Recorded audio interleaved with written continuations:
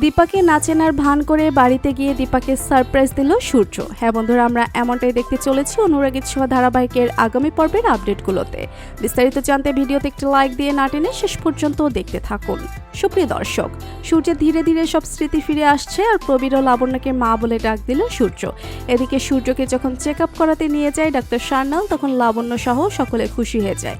আর লাবণ্য দীপাকে বলে, দীপা তুমি সূর্যের স্মৃতি ফিরে আসছে, এবার আমরা সবাই একসাথে থাকবো আর সূর্য তোমাকে বউয়ের মর্যাদা দিয়ে বাড়ি ফিরিয়ে নিয়ে যাবে।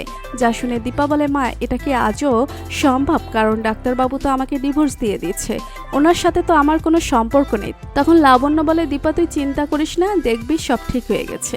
এদিকে দীপা কল্পনা করতে থাকে সূর্য দীপার কাছে এসে বলে, দীপা আমি তোমার কাছে ফিরে আসছি, এবার আমরা সবাই একসাথে থাকবো আর তুমি আমার স্ত্রী হয়ে আমার পাশে থাকবে।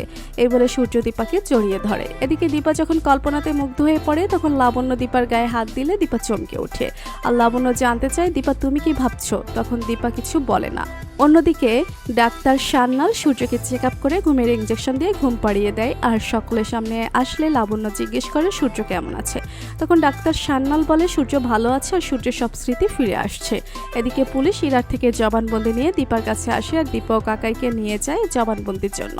এরপর দীপা ও কাকাই জবানবন্দি দিয়ে বাড়িতে চলে যায় আর পালক দীপার কাছে নিজের ভুলের জন্য ক্ষমা চায়। এদিকে দীপা ভিক্টরকে দেখে ভিক্টরের কাজে যায় আর বলে, একজন ভাই ও বোনের জন্য এমন করতে পারে না যেটা তুমি আমার জন্য করেছো।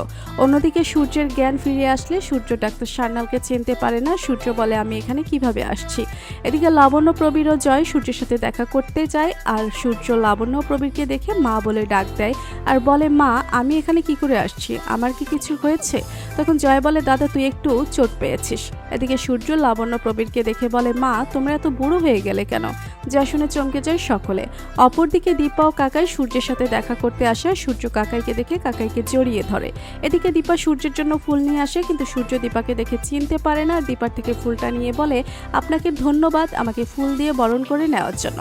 যা শুনে চমকে যায় সকলে। আর দীপা বুঝতে পারে ডাক্তারবাবু তাকে চিনতে পারেনি। এরপর সূর্যকে যখন বাড়িতে নিয়ে যায় তখন সূর্য নিজের ঘরে যায় আর ভাবতে থাকে, আমি যে দীপাকে চিনতে পেরেছি তা দীপাকে বুঝতে দিব না, আর সে যখন আমার ঘরে আসবে তখন তাকে সারপ্রাইজ দিব। এদিকে দীপা সূর্যের রুমে ঢুকলে সূর্য ফুল দিয়ে দীপাকে প্রপোজ করে, যা দেখে চমকে যায় দীপা। আর দীপা বলে, ডাক্তারবাবু আপনি আমাকে চিনতে পেরেছেন? তো বন্ধুরা তোমরা এমনটাই চাও তো এভাবে যেন সূর্য দীপাকে ফুল দিয়ে প্রপোজ করে দীপাকে চমকে দিক?